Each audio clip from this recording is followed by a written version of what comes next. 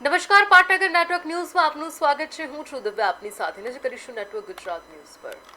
મહત્વના સમાચાર. દૂધ પછી હવે પેટ્રોલ ડીઝલના ભાવમાં વધારો થયો છે.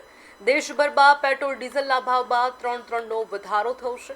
મધ્યમ વર્ગની કમર તોડતો વધુ એક નિર્ણય સામે આવ્યો, જ્યાં દેશભરમાં પેટ્રોલ ડીઝલના ભાવમાં 3નો વધારો થયો છે.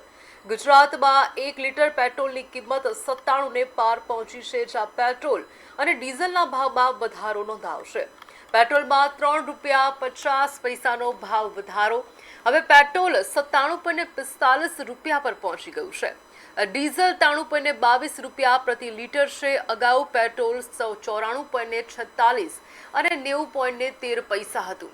જી હા, દેશભરમાં મોંઘવારી હવે દિવસે ને દિવસે વધતી નજરે પડી રહી છે. આ અગાઉ આપણે જણાવી દઈએ કે અમૂલના ભાવમાં 2 થી 5 રૂપિયાનો દૂધમાં વધારો થયો હતો અને હવે દૂધ બાદ હવે પેટ્રોલ ડીઝલના ભાવમાં અદ્યતન વધારો જોવા મળી રહ્યો છે. જી હા, એક જ દિવસમાં પેટ્રોલ અને ડીઝલના ભાવમાં 3 થી 4 રૂપિયાનો વધારો જે છે તે હાલ કરી દેવામાં આવ્યો છે.